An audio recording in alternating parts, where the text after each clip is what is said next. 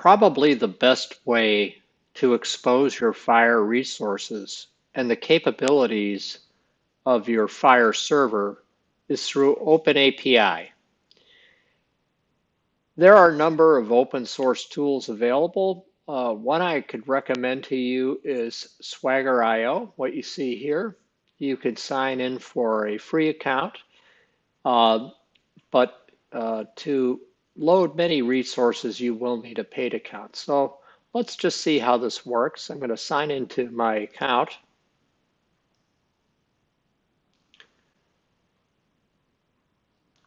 And log in here.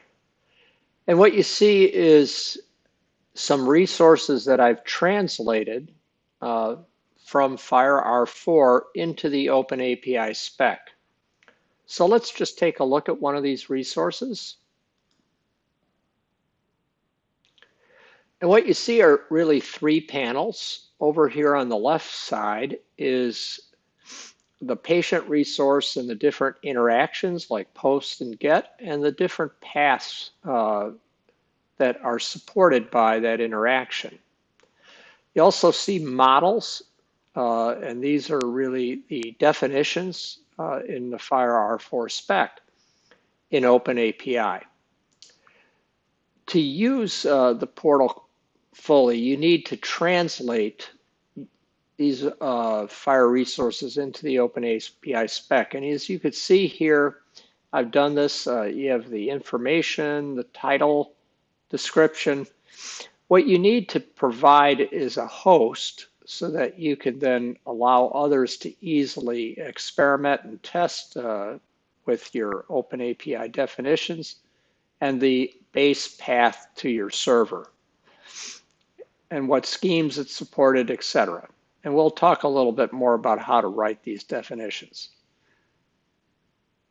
The last panel is really how people who are new to FHIR and your development team can easily test FHIR resources. So here we see a GUI version of the patient resource.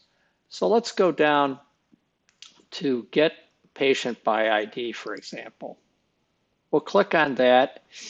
And at this point, people can, without any knowledge of curl or HTTP, could come in and actually experiment with this. So we'll say, let's try out this resource. And I happen to know patient number 6 is in our system, so I'm going to go ahead and execute that. And the first thing you see is, hey, if you were to try to get this resource using curl, here is the command that you would write at the command line. The same thing here if you were to request this with HTTP. We see we get a response code of 200 and we see that response body.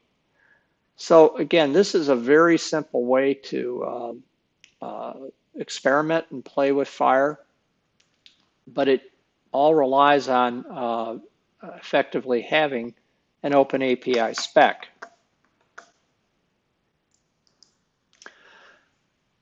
Now to get those OpenAPI specs, you're going to need an editor. Here I'm showing you Visual Studio Code. You need to translate the capabilities of your FHIR server into OpenAPI definitions.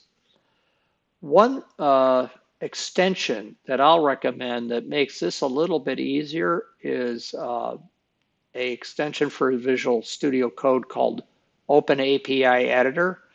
This does a lot of things like, for example, highlighting of definitions and code completion, and it'll help you make fewer errors when translating FHIR into OpenAPI, the OpenAPI spec. It also uses a format called YAML. As you can see, it has a lot of indenting here. But what you need to do is specify every path that an interaction that your server supports, the parameters, response codes, etc. Probably the most tedious thing, and maybe the hardest, is just effectively creating all the model definitions. There's just a lot of them, and it can take a lot of time. That's why I think in the future we're going to see that the most convenient way to do this is just using commercial servers where these have already been done for you and loaded into the system, such as ours. So I think that is going to be by far easier because there's really just thousands and thousands of lines of code in doing this. There are some tools like FHIR Swagger IO that make this a little bit easier, but still there's a need for creating and annotating your definitions for your particular server.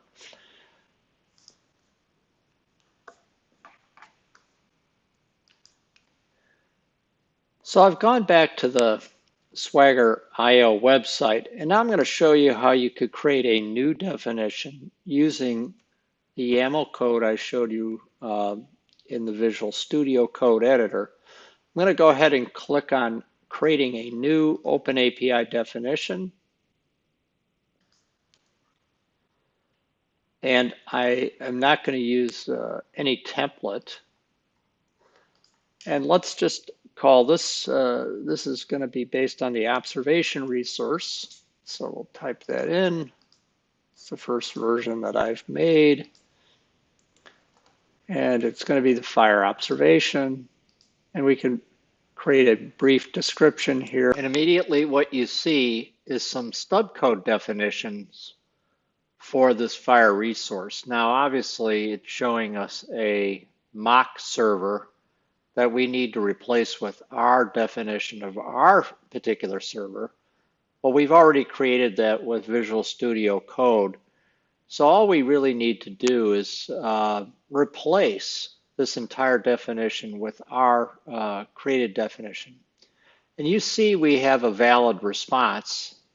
And now we can exploit this by using the GUI. We could query for a different resource worth one of many parameters that are exposed. And so let's just try a parameter like the laboratory code, a LOINC code that we'll supply. And so we'll test this out, and I've selected the code 6189-5. I've looked this up in advance, obviously, but we could go ahead and test that out. We'll go down to the bottom and we'll execute the code or execute the request. And again, you see the what that request would look like in curl HTTP. And now we see we get back a bundle with two resources in it. And if we scroll down a little bit, we could see it's a laboratory observation. We see the LOINC code, and we see the description for it, which is an antibody to white oak.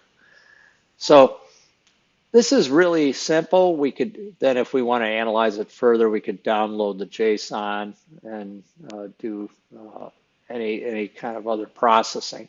But I hope this kind of gives you an idea of how you can use a development portal and OpenAPI to expose your FHIR resources.